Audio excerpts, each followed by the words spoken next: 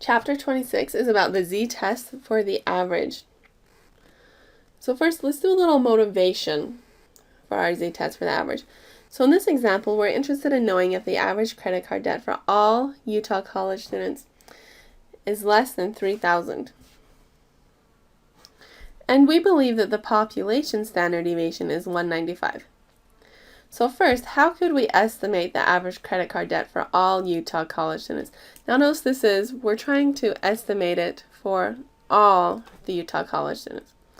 But we probably don't want to interview all of the Utah college students. That would take too long. And so we'll probably pick a sample and find the sample average. And then we'll use the sample average to estimate the population average. So the sample average is our best guess for the population average. So number 2, we want to conduct a hypothesis test to see if the average credit card debt for all Utah college students is less than $3,000. So let's write down our null and alternative hypotheses. The null hypothesis. Null hypothesis, status quo, nothing interesting. Remember, I also said it will be a definite statement, so it will always be an equals to, not a less than, a greater than, but an equals to. So the null then would be that the average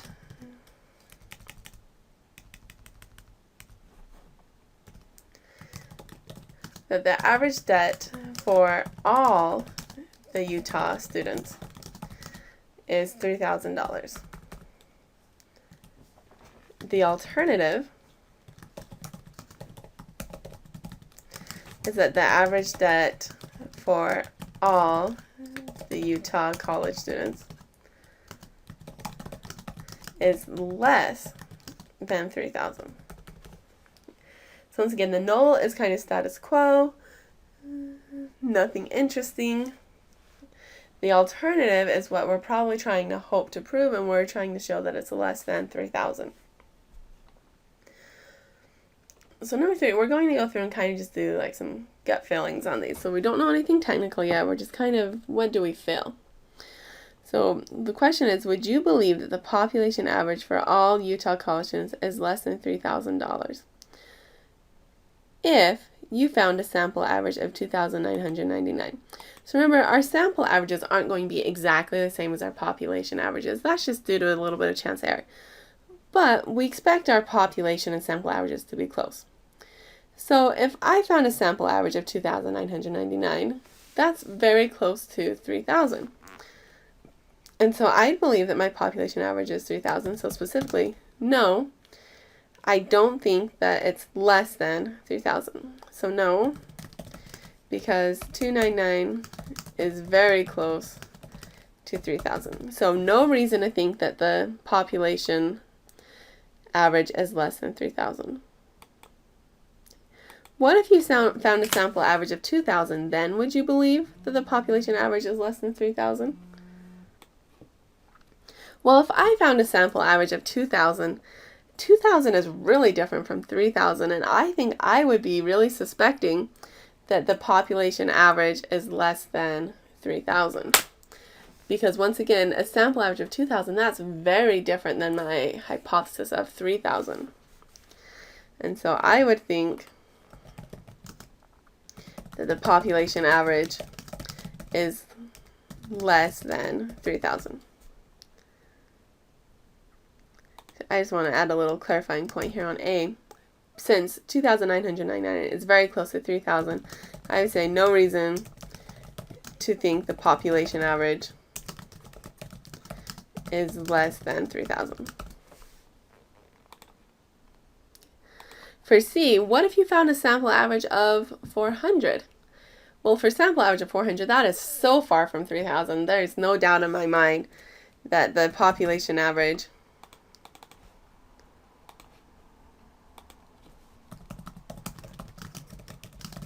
is definitely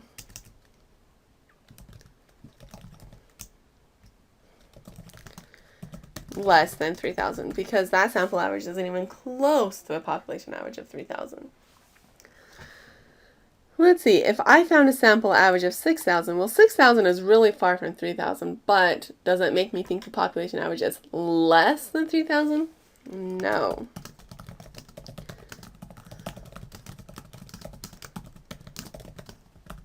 So that one's almost a trick question there.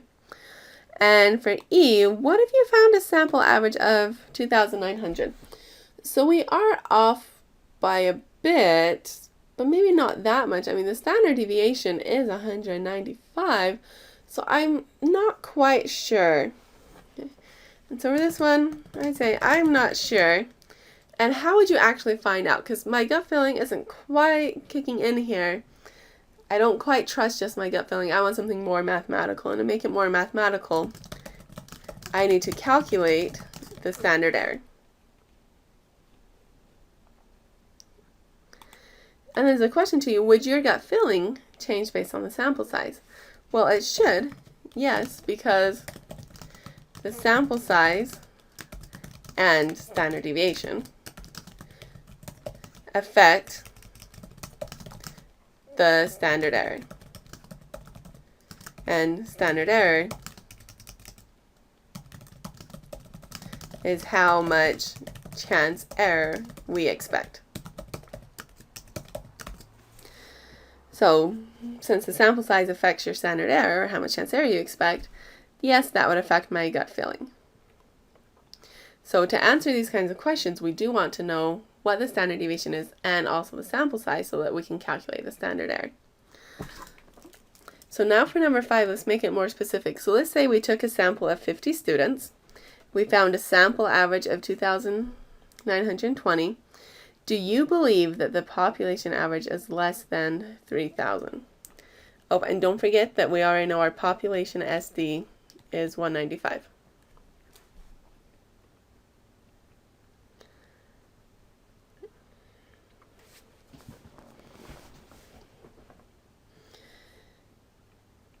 Then at this point,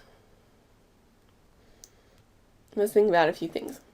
So we said the z-test statistic is always our observed value. So z is always observed minus expected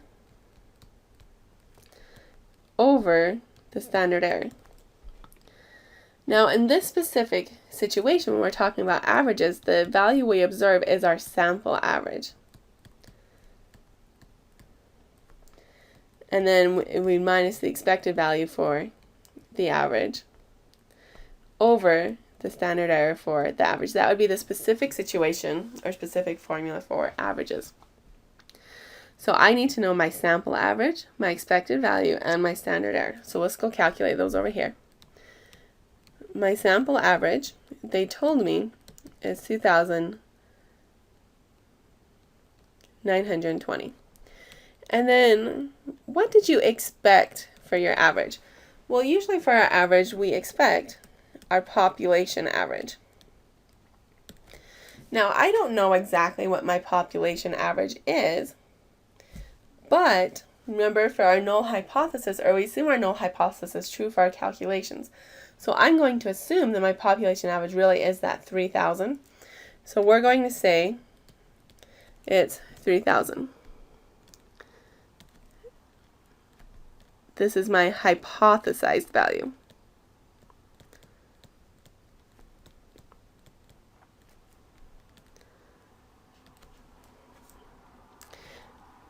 And then we need to find our standard error for the average. Remember, standard error is population SD over square root of the sample size. My population SD we said was 195, or the square root of our sample size. We took a sample of 50 students, so that's 50. And this gives me 27.6. So my standard error now is 27.6. We found a sample average of 2,920. We're asking ourselves, okay, would that be surprising? So to answer that, we need to know how many standard errors we were away from the expected value, or we need to find our z. So my sample average was 2,920, but I expected it to be about 3,000. And I know that my chance error is maybe about, or I'm expecting a chance error about 27.6, since that's my standard error. So let's put this in our calculator. We get negative 2.90.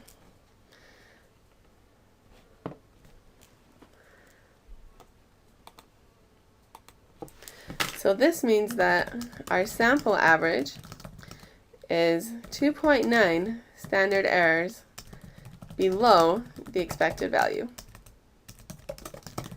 It's below because it's negative. And that would be surprising, because we expect to be within about 2 standard errors of our expected value. But I don't have to stop there. I can go and find the p-value. So here's z equals negative 2.90, and I'm looking for all the area to the left. So let's go to our normal table, look up negative 2.90, and that area is 0.19. Why did I do the area to the left? Because my alternative hypothesis is that the average that is less than 3,000. So values that are less, smaller values, give me more evidence against the null hypothesis. But in any case, this was 0.19%. So my p-value is 0.19%.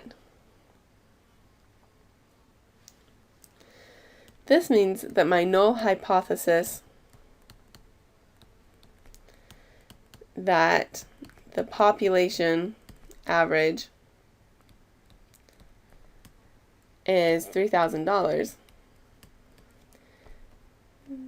does not seem plausible.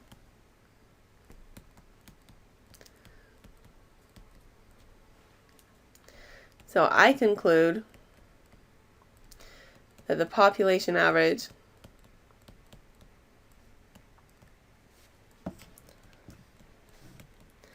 is less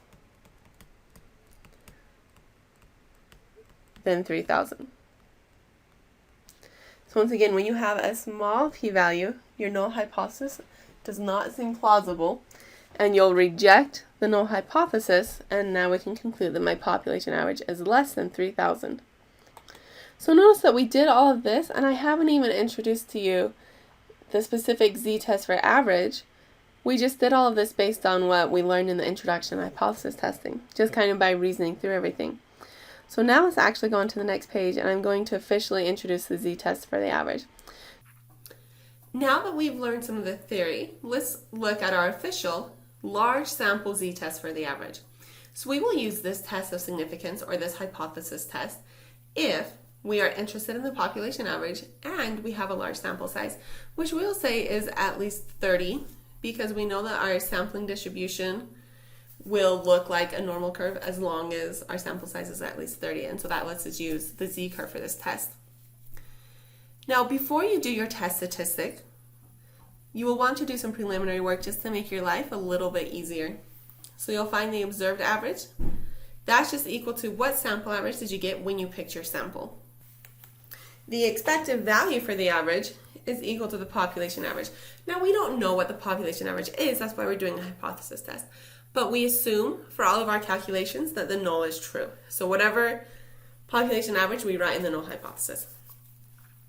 And standard error for the average will just be our SD over square root of the sample size.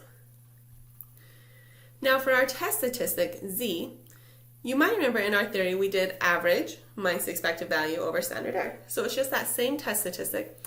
We'll just write our observed average minus our expected value of the average over standard error of the average. And the p-value, the most important part. How do you find it? Well, instead of memorizing a bunch of rules, I draw a picture every time. So if my alternative hypothesis is less, I'll draw a picture, put in my test statistic, and shade to the left. So when it's less, I will shade to the left. If my alternative hypothesis was greater than, then I will shade to the right.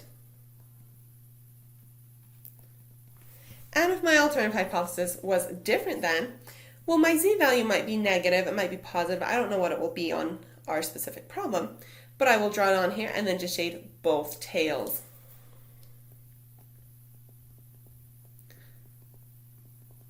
So again, instead of memorizing rules, you just draw a picture every time, much simpler.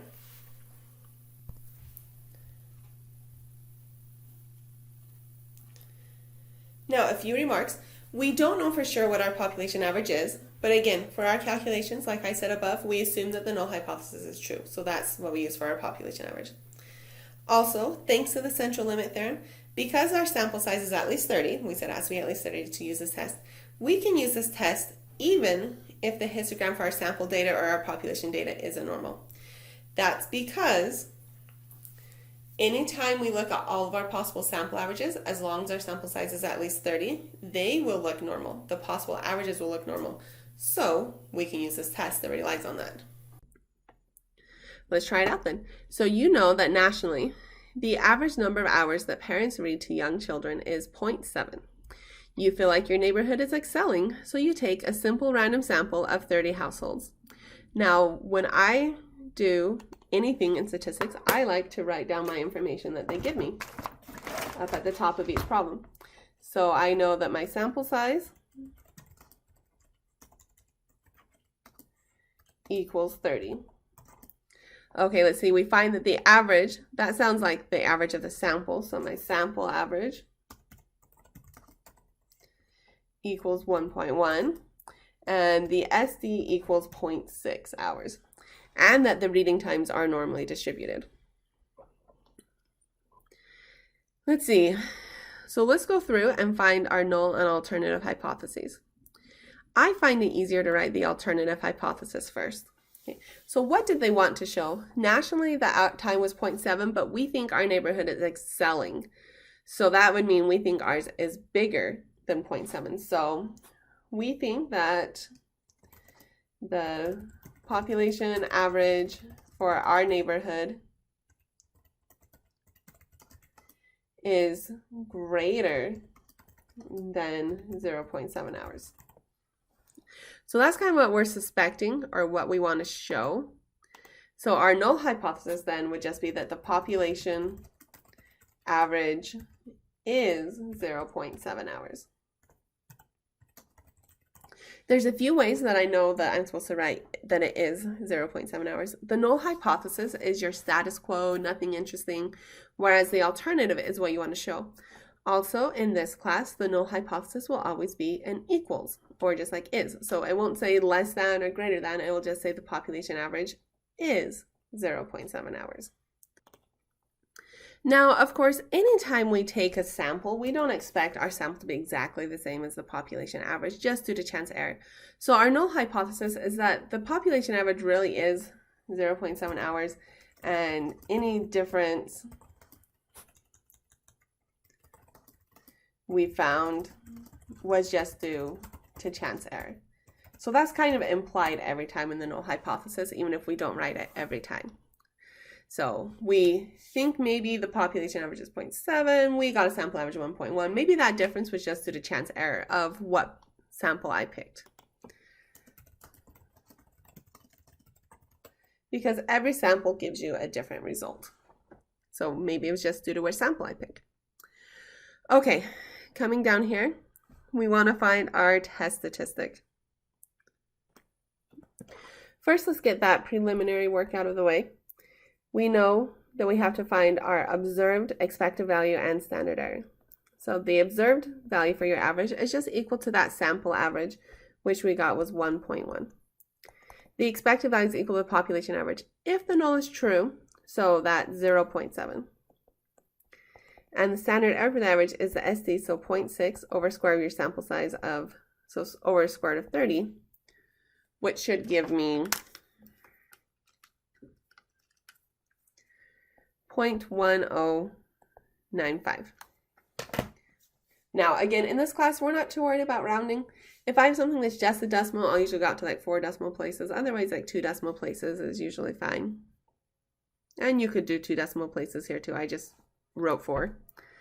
Okay, so that's our preliminary work.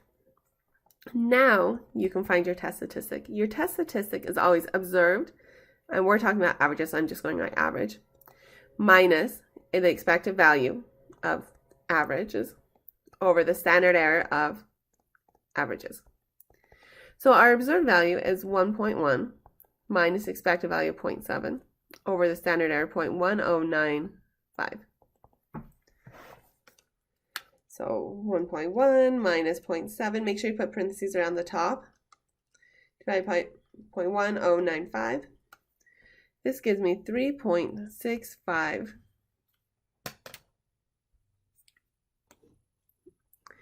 Now, just because we're doing hypothesis tests doesn't mean that we've changed our thought process from the whole semester. So we're still thinking, we're like, oh, this is the Z value. This means, so we were 3.65 standard errors from our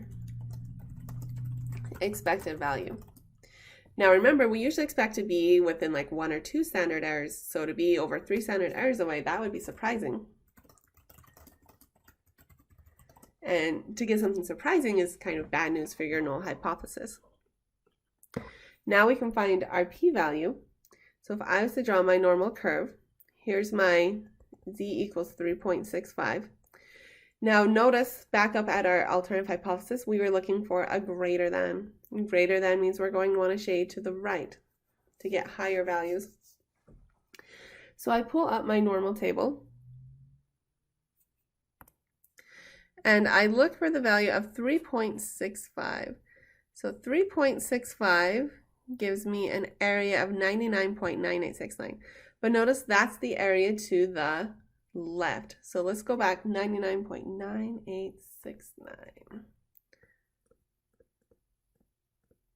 Hopefully I remembered that correctly.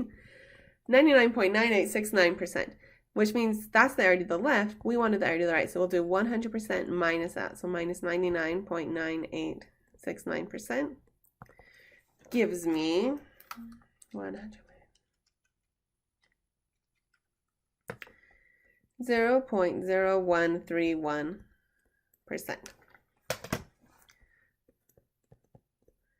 So my p-value equals 0.0131%. Well, what does that p-value mean? Let's interpret it down here. The p-value means that we have a 0.013%, 131% chance of picking a sample with an average of 1.1 or more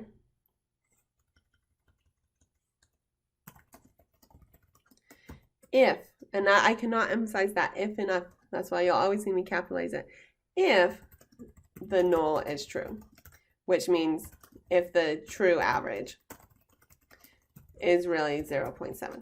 So saying if our true average is really 0.7, what was our chance of getting our sample average of 1.1 or more? Well, in this case, that chance was only 0.131%.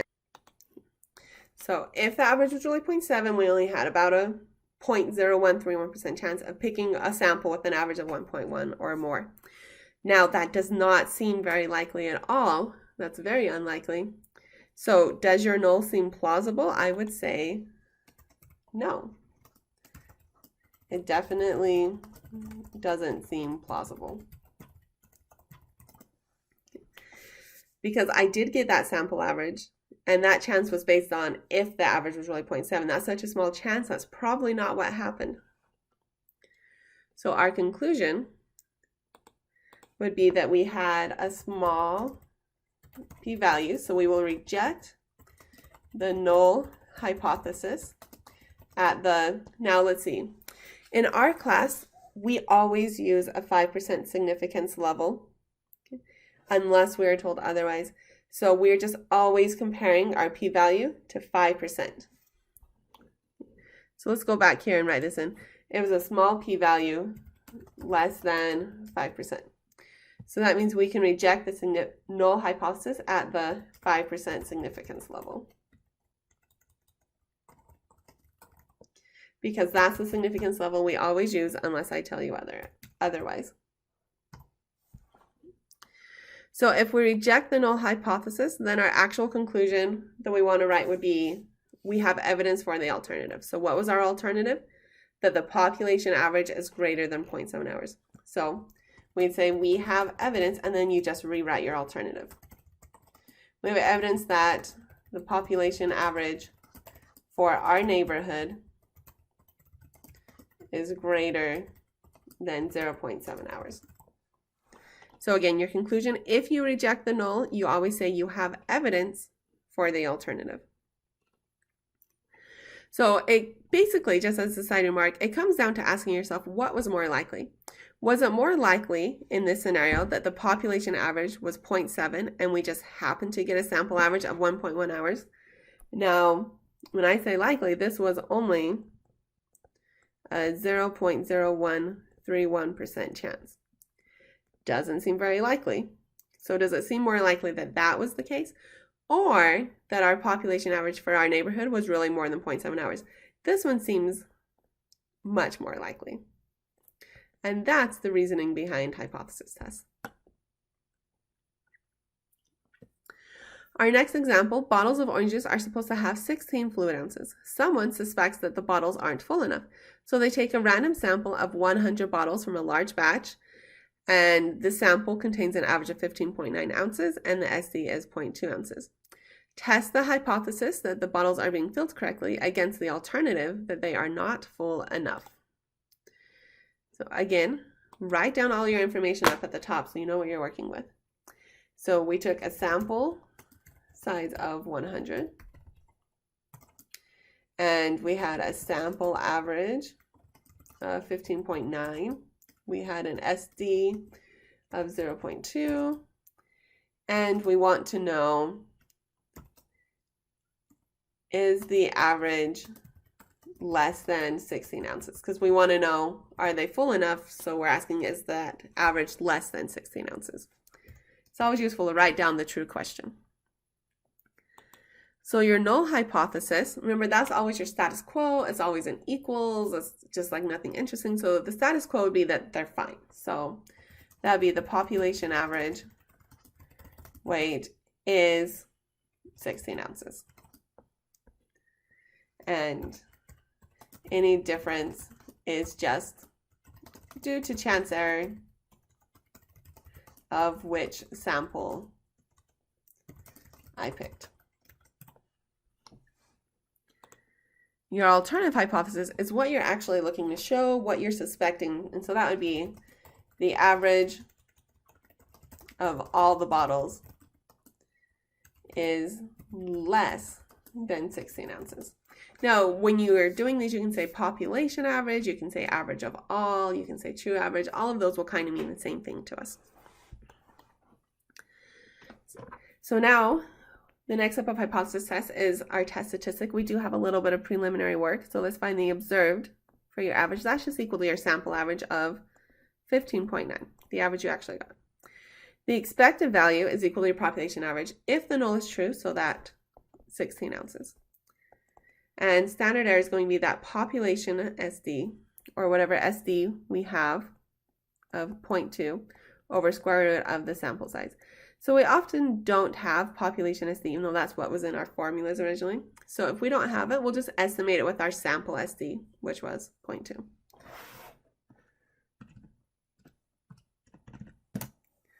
So we get 0.02.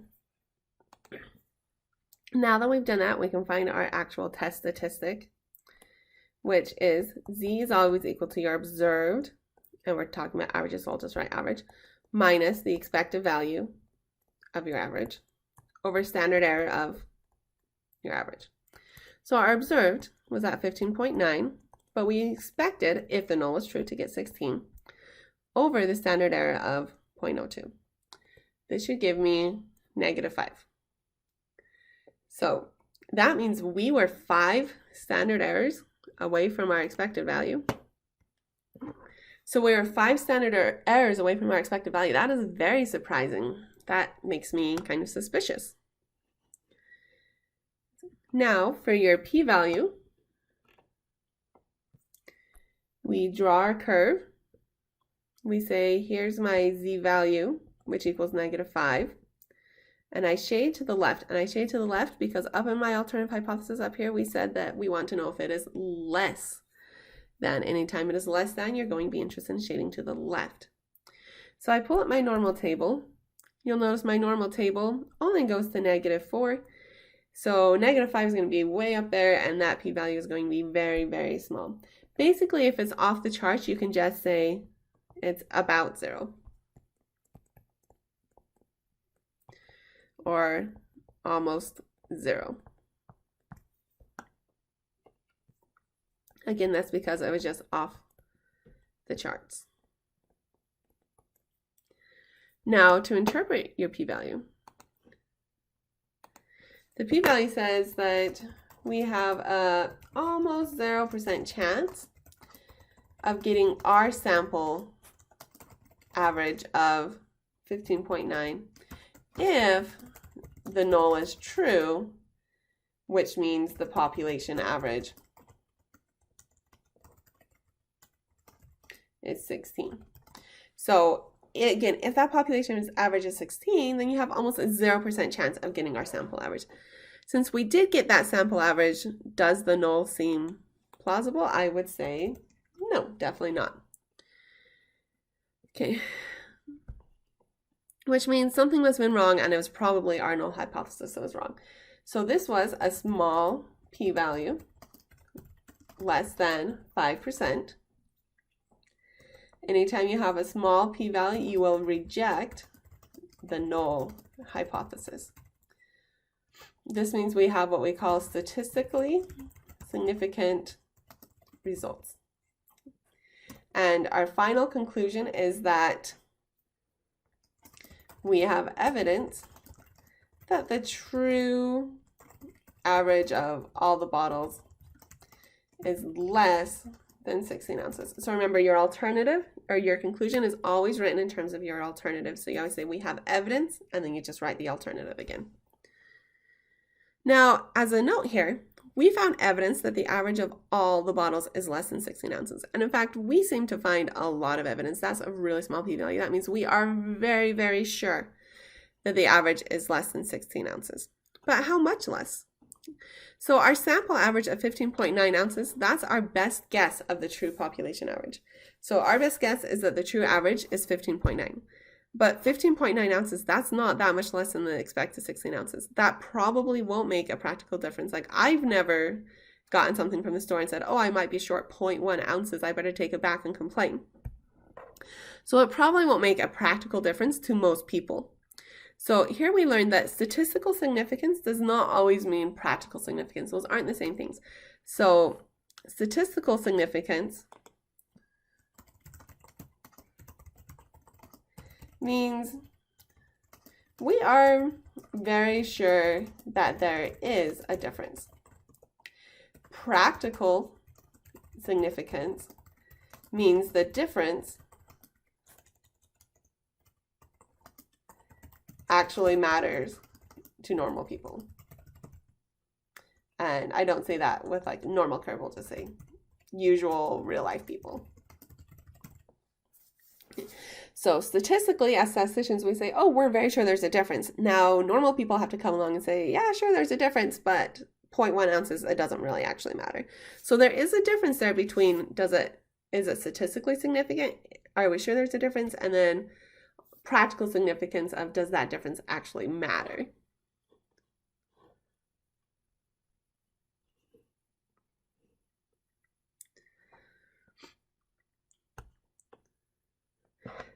Coming back up here, I just want to write statistical significance is anytime that we have a small p-value. So anytime you have a small p-value, you say you have statistical significance. Next example, suppose we gather a random sample of 50 Utah high school students who took the SAT in 2006 and found that for this sample, the average math score was 523. Suppose the standard deviation for our state is 25 points. Is this evidence that the average SAT score for a Utah student is higher than the national average of 518, or is the difference just due to chance error? Let's write down what we know. So we have our sample size equals 50. Let's see. For that sample, our average is 523. Let's see, notice how it said our standard deviation for the entire state is 25 points. So that means they told us the population SD equals 25. Now for this class, we're not truly worrying whether something was a population SD or sample SD. We do worry about that in other classes. In this class, we're not too concerned about it because we're trying to make things simpler. Okay, let's see. And we want to know, is this evidence that the average is higher than the national average of 518? Let's say, is the average greater than 518? That's our question of interest. Now for our hypotheses. Again, I kind of like to write the alternative first more often. So we wanted to know, is the average greater than 518? So is, or the hypothesis is written not as a question, more as a statement. We would say the average of all Utah students is greater than 518. The null then would just be the opposite of that, of the boring, status quo, we're the same, nothing interesting, and it always has to be an equal. So it would just be the average of all Utah students is 518. And basically, again, always implied. So again, any difference between the sample average and the population average that we're thinking is just due to chance error. Now, let's do some of our preliminary work so that we can find our test statistic. So first we want to find the observed average, which is just equal to our sample average. So for this example, the sample average was 523. Then you want the expected value, which in all of our previous chapters has been the population average. Now we don't actually know what that is, but we're going to assume that the null is correct, and so that would be 518. Let's see, standard error for the average, that's always been the SD, so 25 over square root of the sample size, so 25 over square root of 50 is 3.54. So now that we have all that, we can find our actual test statistic. Z is going to be equal to your observed minus expected over standard error. Now on the exam, this is what it looks like on your formula sheet. It just says observed minus expected over standard error, and you have to remember, oh yeah, that's observed for your average and expected for the average. Oh, sorry, it doesn't write EXP, it writes EV for expected value. So observed is 523 minus the expected of 518 over the standard error of 3.54, which gives me 1.41. So in this case, we were 1.41 standard errors from the expected value. Now we usually expect to be somewhere between like 1 to 2 standard errors. Things do get a little tricky when we have just like one tail versus two tail, but 1.41 standard errors, that doesn't seem too surprising. So again, we're 1.41 standard errors from the expected value. That doesn't seem too surprising. So maybe the null was actually plausible in this case. Let's look at the p-value. The p-value just kind of gives us an easier way to quantify this of whether or not it was surprising. So we draw a normal curve. We write z equals 1.41. We want to look for the area to the right. And I'm going to do right because up here we went greater, so that means we want the area to the right. If we pull up the normal table, and I'm looking for 1.41, the closest I'll get is probably this 1.40, so it tells me 91.92, but oh, that's the area to the left. So if this area is 91.92%, then the area to the right would have to be 100% minus 91.92%, which should give me about 8.08%. So my final p-value is 8.08%. If I want to interpret that, the interpretation always says, well, this is the chance of getting your sample average if the null is true. So we have an 8.08% chance of getting our sample average if the null is true, which means if the true average was 518. So if the true average is 518, we only have an 8% chance to get our sample average of 523. So does the null seem plausible? Well, an 8% chance, that's really not that unlikely. So I would say, yes, it could be plausible. And so then our other notes that we would want to start making here is I would say, okay, is this a big or small p-value? I would say this is a big p-value because it is bigger than 0.05. Sorry, bigger than 5%. Sometimes I mix up my classes. So it's a big p-value, bigger than 5%, so that means we will fail to reject the null hypothesis. So when we write our conclusion, the conclusion is always in terms of your alternative hypothesis. So if you fail to reject, you say, we didn't find enough evidence to conclude that, and now you write the alternative hypothesis. So conclude that the average of all the Utah students is higher than 518. So like, maybe it is, but we didn't really find enough evidence that we really want to say that we're sure that it is. Now, just as a side note here, failing to find evidence against the null hypothesis only means that the data is kind of consistent with the null hypothesis. It only means that it could happen if the null was true. It doesn't actually mean that we have clear evidence that the null is true. So in mathematics, examples that seem to fit with our theory never actually prove a theory for us. So like back in England, people thought the swans were white because for hundreds of years, every swan they'd seen was always white, and they thought that that was true, and they proved it. But then they went to Australia in the 1600s and they found a black swan. So just finding examples that seem to support things don't really support our theory. You can disprove things easily, but it's really hard to actually like prove anything with just examples. So when we fail to reject, we don't actually say that we know or that it is 518. We say, well, we didn't really find any evidence that it's greater than 518. It could still be 518. It's plausible. Okay, so this goes into that a little bit more. Rejecting or failing to reject the null hypothesis. A hypothesis test rejects the null hypothesis only if there's strong statistical evidence against it.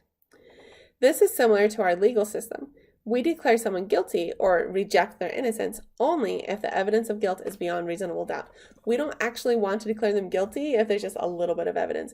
And we don't actually reject our null hypothesis for just a little bit of evidence. We want to make sure we're really sure. So just due to convention, just tradition, if our evidence isn't strong enough to convince us to reject the null hypothesis, we do not say we accept the null hypothesis or we have evidence for the null hypothesis. Instead, we say we fail to reject the null hypothesis or we don't have enough evidence to reject the null hypothesis. So this is like the legal system. If we don't have enough evidence to prove that a person is guilty beyond a reasonable doubt, we pronounce him not guilty. We don't actually say that we proved his evidence or we proved his innocence or we have evidence that he's innocent. It's still in terms of guilty or not guilty, and it's just, do we have evidence he's guilty or do we not have enough evidence to say he's guilty? Two-tail test. So if we have a suspicion before we do the experiment or take the sample that the alternative hypothesis will be only in one direction, then we do a one-tail test. So like if we think that the average is less than 25, then our null would be, or we'd write the average is less than 25. And when you look at the p-value, you'd find your z-value and you would shade to the left for whatever your little z-value is. But if we think that the average might be more than 25, that would be a right tail, and you would shade to the right. If you think that it's just like not 25 or different from 25, you would have to shade both tails. Now, in our class with our textbook and the person that writes our exams, she would call this a one-tail test and a one-tail test, and this would be a two-tail test. Now, just as a note, it might be tempting to look at the data and then write your alternative hypothesis like, I did all this and oh, it looks like the averages are actually less than 25. So I'll write that as my hypothesis. Ethically, that's not okay. You have to pick your hypothesis before you compute anything for the hypothesis test. You should actually know like, okay, I think it's going to be less than, and then you test that. Or if you really don't know, you just say, well, maybe is it different from that? And you go through and do your test. And then if you decide later, like, oh, well, the data seems to suggest maybe it's less than, you could go and take another sample and do another test with a less than. And a note about small p-values. Smaller p-values mean more evidence for the alternative hypothesis, which is what you want to show. So smaller p-values mean more evidence. In this class, we will usually use a 5% significance level unless I tell you to use 1%. So it will just always be 5% unless I tell you otherwise. If our p-value is less than 5%, we say our results are statistically significant. That just means we're sure. Or it means that we are sure, statistically speaking.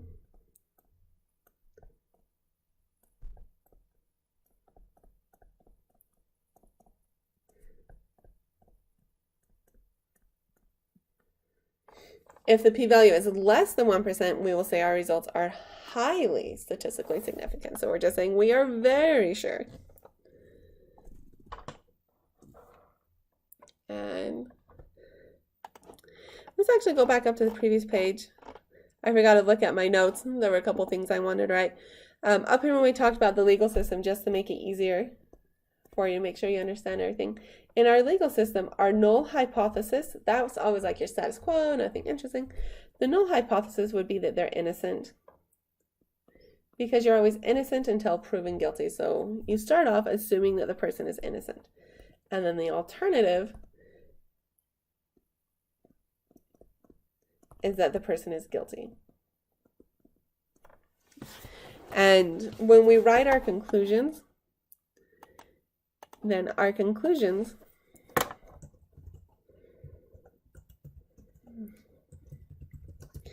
is always in terms of the alternative hypothesis.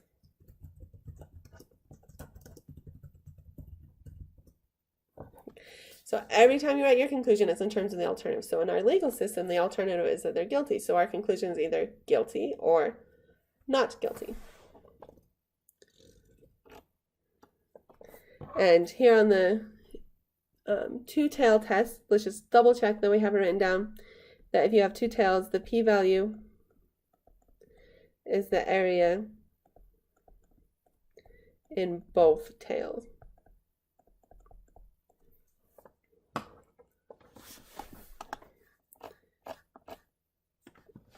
Now, example 262. The average weight of lab mice is about 30 grams and the SC is about 10 grams. At a particular lab with hundreds of mice, graduate students took a sample of 45 mice and the average weight of these animals, so in the sample, turned out to be about 33 grams. Is the weight of mice at this lab significantly different from general lab mice? Or is it even highly statistically significant? First, let's write down what we're given. That always helps in every statistics problem. Okay, so let's see, we have a sample size of 45, sample average of 33. Okay, notice how I said the average weight of all lab mice is 30 and the SC is about 10. So that kind of tells me that my population SC is about 10. And if you know the population SC, you can go ahead and use it. That's just fine. Okay, let's see. They want to know, is the weight significantly different? So we want to know, is the average different from 30? So this is the first two-sided test that we've done today. Notice how it just says different from. It didn't say bigger, it didn't say less than, it's just, is it different? Okay, so that's going to be one of those two-tailed tests that we just talked about.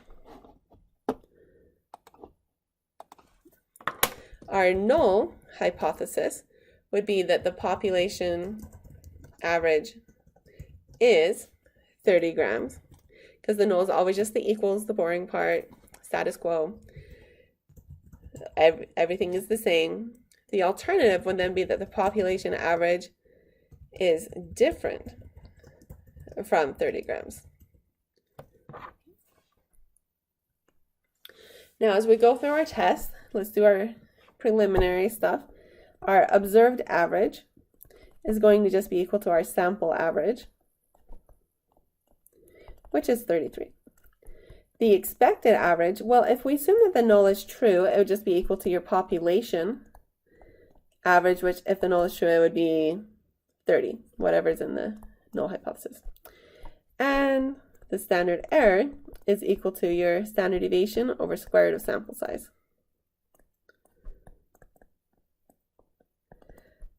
The standard deviation was 10, square root of sample size of 45. 1.5. I'm going to round it to 1.5. Now our test statistic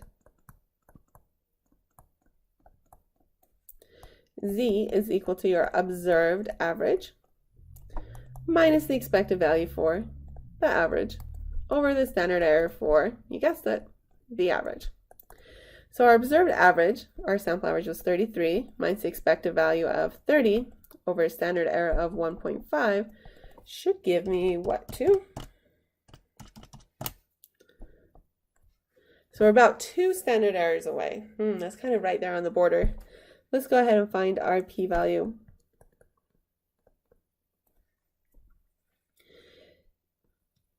So remember how we said this is different from, so this is going to be a 2-tail. So z equals positive 2. I would draw there, and I would put a negative 2 here, and I want to find the area in each tail. So let's look up that negative 2 first.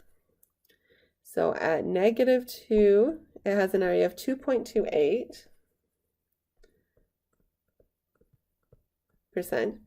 And I could try and look up positive 2 and then do the subtract from 100%. But I could just remember symmetry, that the area to the left would be the same as the area to the right. So if this is negative 2 and this is positive 2, this area would have to be 2.28%. So if we add them together, our total p-value equals 2.28% plus 2.28%, which should give me 4.56%.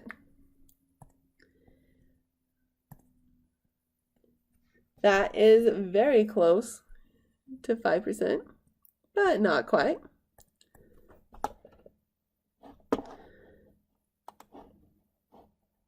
So if I was to interpret, that means we have a 4.56% chance of getting our sample average of 33 grams if the null is true and the population average is really 30 grams. 4.56, that seems kind of unlikely. So I would probably say that is a small p-value because it is less than 5%. So our results are statistically significant. And at the 5% significance level, we have evidence that the true population average is what? Remember, for your conclusion, write the alternative. So we have evidence that the population average is different from 30 grams. So that's what you do at the 5% level. However, it asks us, what about, is it highly statistically significant? So highly statistically significant means, what about at 1%? So if we use 1% significance level, completely different problem now. If we use 1% significance level, then a p-value of 4.56% is bigger than 1% level, the 1% cutoff. So we would actually fail to reject the null. Now, let's see, I forgot to write it here. We said it was statistically significant and we reject the null hypothesis. But here at the 1% level, it's actually bigger, so we'd actually fail to reject the null. Now, this is important. In statistics, if you pick different significance levels than someone else, you might get a different result. Okay? So, it is not highly statistically significant. The reason you can do different levels is sometimes based on your situation, you might think you need more evidence than other situations to reject it. And so this guy, the first guy says, hey, I only need 5%. So, oh yeah, I have evidence. But the other guy said, I want to be really, really sure, and I won't feel confident unless I have a 1% significance level. And he does the evidence, and he's like, oh, there's not really enough evidence for me to feel very sure about this. So this person would say he did not find enough evidence to say that the true population average is different from 30 grams. So think of it as like different judges. If you go up in the legal system and different judges, one person might be a little more lenient than the other person, or one person might say, I think this is enough evidence, and the other person might say, I don't think this is enough evidence. As it turns out, the weights of mice are normally distributed. If the weights hadn't been normally distributed, would our results for the test still be accurate? In this specific question, our sample size is 45. Now we know in general, as long as the sample size is at least 30, then the possible averages are normally distributed. And it does not matter what the actual data looks like. So in this case, even if the data wasn't normal, it was, but even if it wasn't, the sample size is big enough that the test would be accurate.